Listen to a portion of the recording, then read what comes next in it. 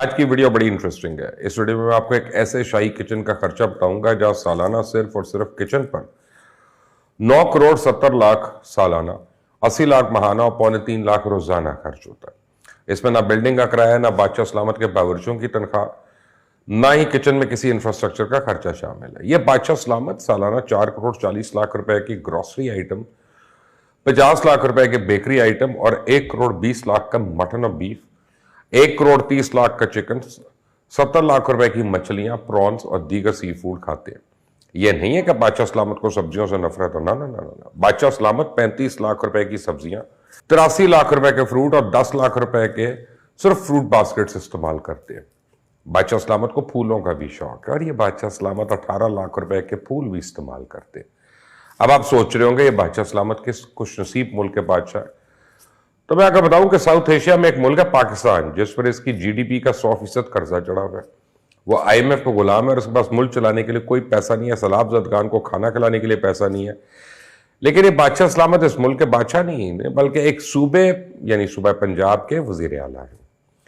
और ये खर्चा पंजाब के वजीर आला हाउस में सिर्फ एक किचन आइटम्स का है। वो मुल्क जहां लोग गुर्बत में खुदकुशियां कर रहे हों, जहां लोगों के पास बिजली के बिल के देने के पैसे ना हो, जहां लोग अपनी सफेद पोशी छुपाने के लिए दिन में 8 की बजाय 16 घंटे काम करते हो, वो मुल्क जिसकी आबादी के 4 करोड़ लोग सैलाब के पानी में ना सिर्फ डूबे हुए हों, बल्कि इनके मवेशी, इनके घर, इनकी फसलें सब बर्बाद हो चुकी। और इस मुल्क के एक सूबे का वजीर आला सिर्फ किचन ग्रोसरी का 10 करोड़ रुपए का खर्चा हो, तो ऐसी सूरत में जो अल्फाज मेरी जुबान पे आ रहे हैं वो मैं अदा कर दूं तो आग लग जाए। जबकि सूबे में 4 साल से इस जमात की हुकूमत है जो वजीर आजम हाउस की भैंस बेचकर कफायत शाहरी की तारीख रकम करती है, जो गवर्नर हाउस से लेके वजीर आजम हाउस तक यूनिवर्सिटी बनाने के झूठे वादे करते हैं। और इस सूबे में उस जमात की हुकूमत है जो गरीबों की दुनिया बदलकर उनको एक नई पहचान देना चाहती है। लेकिन बदकिस्मती ये सब ड्रामा है, इस नाटक है, ढोंग है। पर्दे के पीछे वही सब कुछ चल रहा है जो आज से कई साल पहले से चलता आ रहा है, जबकि ये तो एक छोटा सा ट्रेलर है। अभी मैं आपको बताऊंगा कि वजीर आला एक दिन में कितने बिस्किट के पैकेट और कितने किलो मक्खन खा लेता है। तो इससे पहले कुछ और अहम मालूमात भी आपको दे दूं कि पंजाब के बादशाह सलामत ने हाल ही में पंजाब हाउस में मार्बल, फ्लोर पॉलिश और फर्श को चमकदार करने के लिए 19 करोड़ 42 लाख रुपए खर्च करने की इजाजत दी। क्योंकि जो वजीर आला है ना, उनको पंजाब हाउस जरा मैला मैला सा लगता है। अब अगर स्पीकर और डिप्टी स्पीकर की अय्याशियों की बात की जाए तो पंजाब असेंबली में स्पीकर और डिप्टी स्पीकर के लिए 93,40,000 का बजट है, जिसमें स्पीकर और डिप्टी स्पीकर की तनख्वाहों की मद में 29,40,000 रखे गए, घर की रेंट का अलाउंस 3 लाख, मेडिकल अलाउंस की मद में 5 लाख, ट्रैवल अलाउंस की मद में 12 लाख, अगर कहीं बाहर जाना पड़ जाए तो उसके लिए 30 लाख, और उसके अलावा भी बहुत सारे छोटे छोटे अखराजात शामिल हैं। इसके अलावा ऐवान के दूसरे मुलाजमीन जिनकी तादाद 285 के करीब है, इनकी तनख्वाहों की मद में 26 करोड़ सर्फ होते हैं। 36 करोड़ 80 लाख के करीब उन्हें अलाउंस दिए जाते हैं। 17 करोड़ के करीब उनको घर का अलाउंस दिया जाता है। फोन का अलाउंस 34 लाख तक दिया जाता है। चेयरमैन स्टैंडिंग कमेटी को स्पेशल अलाउंस की मद में 16 लाख रुपए दिए जाते हैं और एमपीएस की यूटिलिटी अलाउंसेस की मद में 6 करोड़ 55 लाख दिए जाते हैं। पेट्रोल और गाड़ियों की मेंटेनेंस की मद में 1 करोड़ 44 लाख सिर्फ चेयरमैन स्टैंडिंग कमेटी को दिए जाते हैं। एमपीएस को ऑफिस की मेंटेनेंस की मद में 3 करोड़ 40 लाख दिए जाते हैं। 1 करोड़ मेडिकल चार्जेस, 32 करोड़ 58 लाख सफर के अलाउंस और 2 करोड़ सिर्फ इस मद में रखे जाते हैं ताकि बैरून मुल्क सफर कर सके। अब बात करते हैं secretary, special secretary, additional secretary, security officers और दूसरे सबऑर्डिनेट्स की। उनकी तादाद 1203 है। इनकी तनख्वाहों की मद में 1 करोड़ 58 लाख के करीब खर्च होते हैं। 1 अरब 25 करोड़ इनको अलाउंस दिए जाते हैं। 36 करोड़ इनको घर के लिए अलाउंस दिया जाता है और 37 करोड़ कन्वेंस अलाउंस मिलता है। 7,50,000 का वॉशिंग अलाउंस, मेडिकल अलाउंस की मद में 23 करोड़ 50 लाख, 4 लाख कंप्यूटर अलाउंस और 1,50,000 लाख एंटरटेनमेंट अलाउंस दिया जाता है। 7 करोड़ 65 लाख का यूटिलिटी अलाउंस, 4 करोड़ 50 लाख का फ्यूल अलाउंस दिया जाता है और 10 करोड़ का बिजली अलाउंस अलग होता है और 55 लाख स्टेशनरी अलाउंस, और ये कुल मिलाकर 1 अरब 88 करोड़ से ज्यादा रकम बनती है।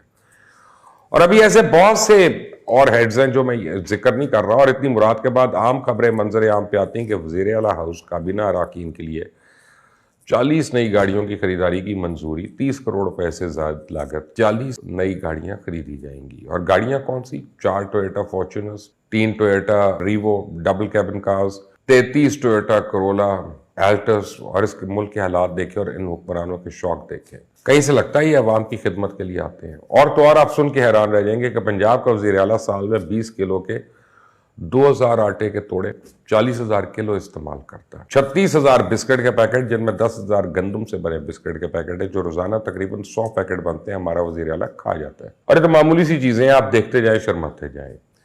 वज़ीर आला पंजाब साहब 300 किलो एडमन नूरपुर का मक्खन, जबकि कई 100 किलो अलग चीज खा जाते हैं। उनको कावन गेट का चीज पसंद है। 1.5 करोड़ का चिकन लेने के बावजूद 3,000 पैकेट चिकन कनौर क्यूब्स के भी सालन में डलवाए जाते हैं। 1,500 कोल्ड ड्रिंक्स की 1.5 लीटर वाली बोतलें और 21,000 टन पैक कोल्ड ड्रिंक्स पी जाते हैं। मुझे तो ये भूख नहीं बल्कि हवस लग रही है।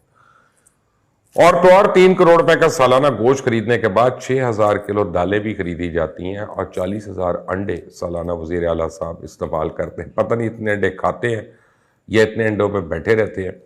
बहरहाल 600 किलो अचार हर महीने, 50 किलो और हर रोज तकरीबन 1.5 किलो अचार खा जाते हैं। और अगर इतना अचार खाना है तो फिर किसी और चीज़ की ज़रूरत ही नहीं होनी चाहिए। बहरहाल मौसूफ सिर्फ गोश्त, सब्जियां, मक्खन ही नहीं खाते बल्कि 100 किलो सादा पिस्ता, 120 किलो फ्राइड पिस्ता भी खाते हैं, 100 किलो काजू, 50 किलो इंजीर, 20 किलो देसी घी की रेवड़ियाँ खा जाते हैं। अब जिस मुल्क में एक सूबे का वज़ीर आला इतना सब कुछ खाता हो, फिर उस मुल्क को खाता पीता मुल्क होना चाहिए। लेकिन बदकिस्मती से ये मुल्क की गरीब आवाम को भी खा गए।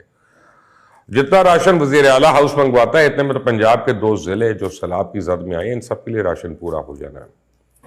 Pakistan institute of development economics pied की नई तहकीकाती रिपोर्ट के मुताबिक सरकारी अफसरान की तनख्वाहें अगर मुराद समेत शुमार की जाए तो ना सिर्फ प्राइवेट सेक्टर से ज़्यादा बल्कि ग्रेड 21 के पाकिस्तानी अफसर पर कुल खर्च होने वाली रकम यूनाइटेड नेशंस के अफसरान पे खर्च होने वाली रकम से भी 12% ज्यादा है। इस तरह वर्ल्ड बैंक के वर्ल्ड ब्यूरोक्रेसी इंडिकेटर के मुताबिक पाकिस्तान में सरकारी शोबे में तनख्वाहें प्राइवेट शोबे से तकरीबन 53% ज्यादा है। और पाइड ने यह तहकीक अक़वाम मुत्तहिदा के इदारे UNDP के इश्तराक से की। और यह बता दूं कि यह रिसर्च 2021 की है, अब पता नहीं क्या हालात है। Pakistan institute of development economics की इस रिपोर्ट के मुताबिक सब कुछ सैलरी स्लिप पे नहीं लिखा होता, बल्कि इससे कई गुना ज्यादा मालियत कि मुराद गैर महसूस तरीके से सरकारी अफसरान तक पहुँचती है। इसलिए बेहतर है सरकारी अफसरान को तमाम मुराद कैश की शक्ल में दे दी जाए। तहकीक के मुताबिक एक ग्रेड 20 के अफसर की औसतन बुनियादी तनख्वाह तो सिर्फ 1,660 रुपये है, लेकिन असल में से हासिल मुराद और फायदे माहाना 7,29,511 रुपये के बराबर है।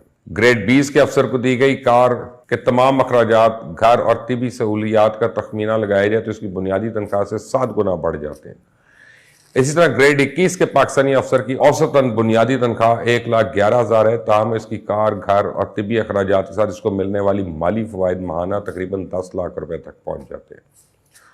गोया इनकी असल तनख्वाह बुनियादी तनख्वाह से 11 गुना जायद होती है। इस तरह ग्रेड 22 के एक सरकारी अफसर की औसतन बुनियादी तनख्वाह तो सिर्फ 1,23,000 रुपया बनती है, लेकिन इसे दरअसल 11 लाख रुपए के माली फवायद हर महीने दस्तियाब हैं। जबकि सरकारी मुलाजमीन की जेर इस्तेमाल रिहाइश गाहों की कुल कीमत 14.5 खरब 1.5 ट्रिलियन रुपए के बराबर है। इन तमाम मकानात को अगर हुकूमत किराए पे दे दे तो इससे सालाना तकरीबन 11 अरब रुपए किराए की मद में हुकूमत को हासिल होगा।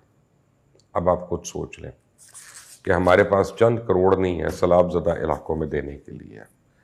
ये कैसी कौम है और ये कैसे बेशर्म हुक्मरान है।